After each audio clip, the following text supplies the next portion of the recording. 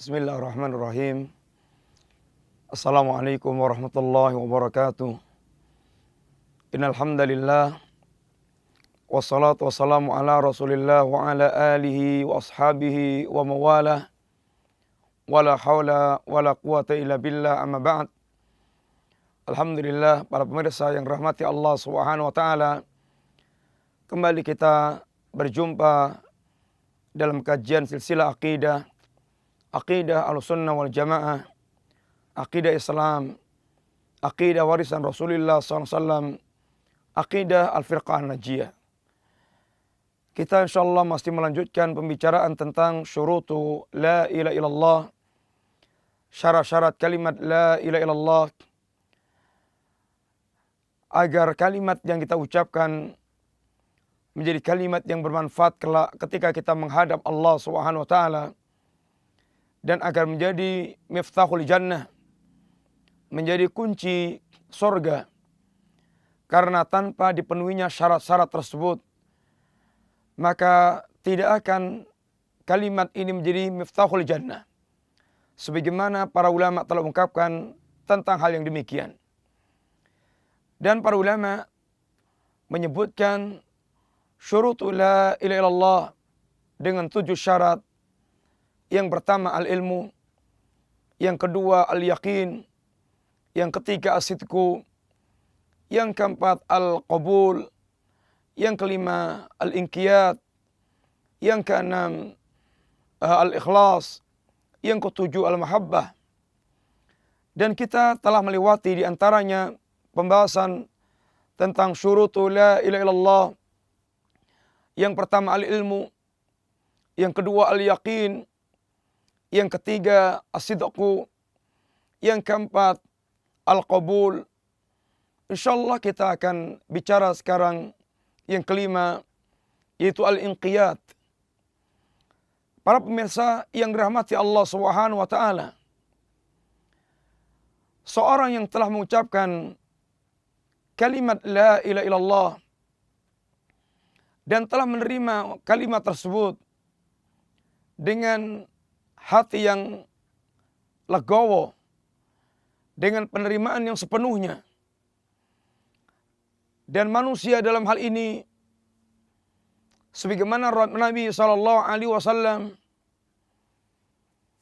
terangkan, ada beberapa model manusia dalam mensikapi kalimat la ilaha illallah. Nabi katakan, innama mathalu ma ba'athani Allahu bihi minal huda wal ilmi kamathali ghaithin al-kathir. Dalam hadis yang riwayatkan Imam Bukhari, Nabi mengatakan, sesungguhnya perumpamaan tentang kebenaran, petunjuk dan ilmu yang aku bawa seperti perumpamaan air hujan yang banyak. Asaba ardan, yang menimpa tanah. Kalimat ini Nabi ingin menjelaskan perumpamaan tentang kebenaran seperti air hujan, dan perumpamaan yang menerima kebenaran seperti tanah. Dan kondisi tanah dalam menerima air hujan ini ada 3 keadaan seperti yang diterangkan Rasulullah SAW. Yang pertama kata Nabi, fakanat minha nakiyatun qabilatil ma wa ambatatil kala wal usbal kathir. Yang pertama adalah tanah yang subur, yang dia bisa menerima air yang datang, dia terima, dia serap, dia simpan, kemudian bahkan menumbuhkan tetumbuhan dan rerumputan yang banyak. Ini adalah tamsilnya orang-orang semisal para ulama. Ketika mereka mendapatkan wahyu, mendapatkan ini risalah, ilmu risalah, mereka akal dan hatinya bisa menerima, dan bukan sekedar menerima, akan tapi bisa mengeluarkan berbagai macam istimbat hukum, sehingga bisa mendapatkan banyak faedah dari risalah yang didapatkannya. Ini para ulama. Kelompok yang kedua, wa kanat minha ajadib. Di antara mereka pun ada tanah yang tandus. Akan tapi tanah yang tandus ini amsakatil ma, dia tanah yang bisa menampung air. Wa nafa'allahu biha annas. Wa nafa'allahu biha annas. Dan Allah pun menjadikan tampungan air tersebut bermanfaat bagi manusia. Fasharibu, washarabu, wasaqau, wasara'u. Ada yang mereka mengambil untuk diminum. Ada yang mereka pakai untuk mengairi. Ini untuk meminumi ternaknya. Ada yang mereka pakai untuk mengairi sawah, ladangnya. Sehingga orang bisa mendapatkan manfaat.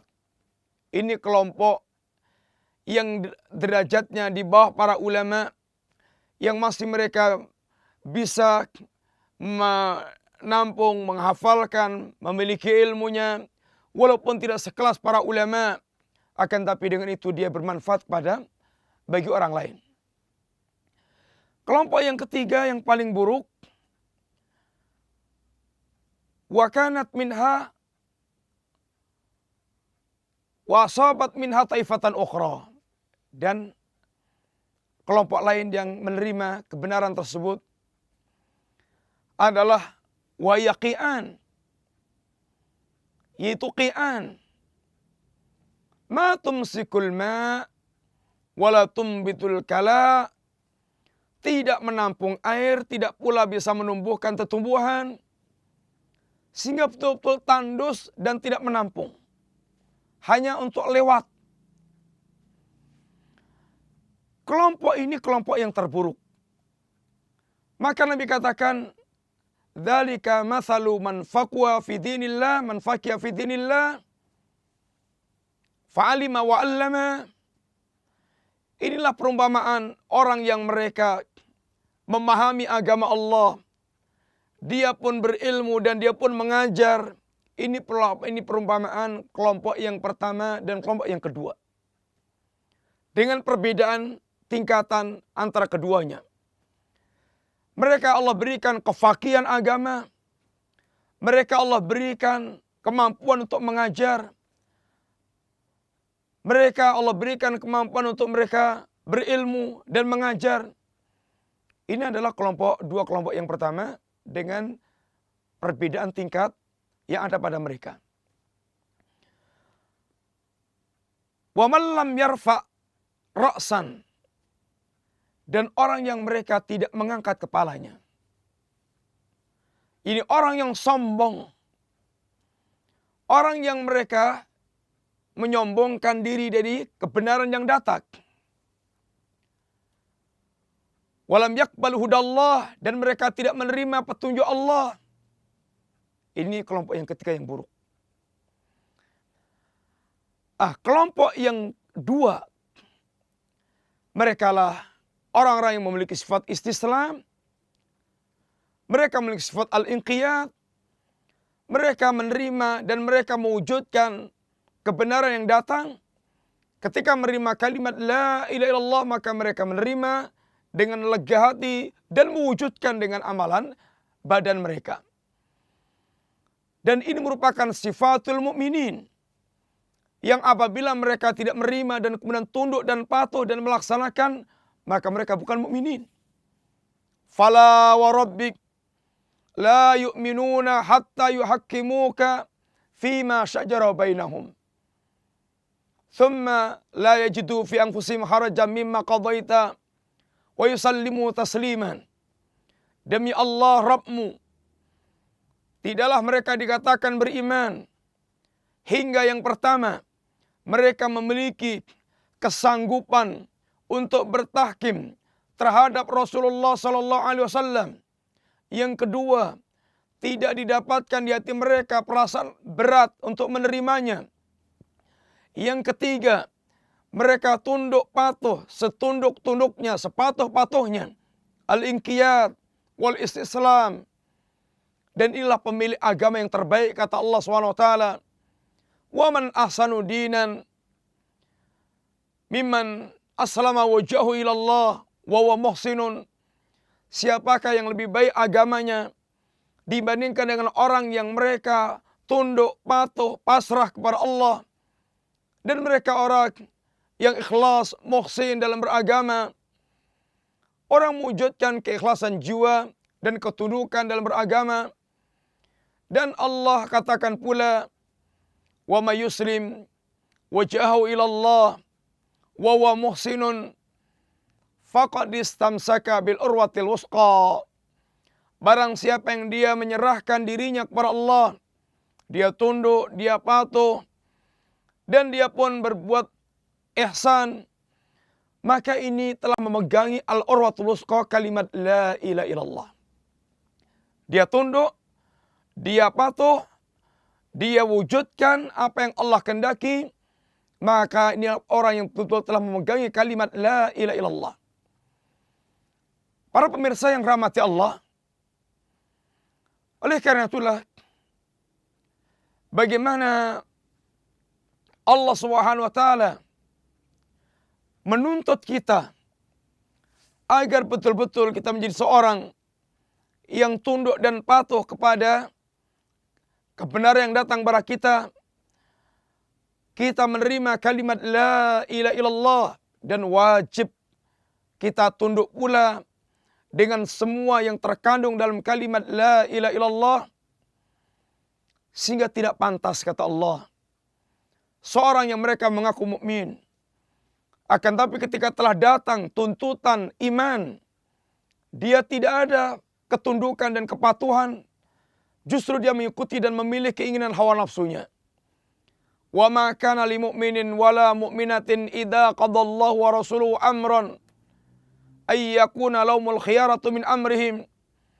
Sangat tidak pantas mereka mengaku mukmin, baik laki-laki atau perempuan, ketika telah datang pilihan Allah yang harus kita pilih dan pilihan Rasulullah yang harus kita pilih, dan Allah dan Rasulullah telah memilihkan untuk kita sebuah keputusan, kemudian kita ternyata masih memiliki pilihan lain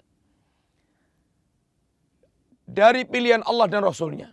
Kata Allah, wa ma kana lil mu'minin wala mu'minatin. Tidak pantas sama sekali.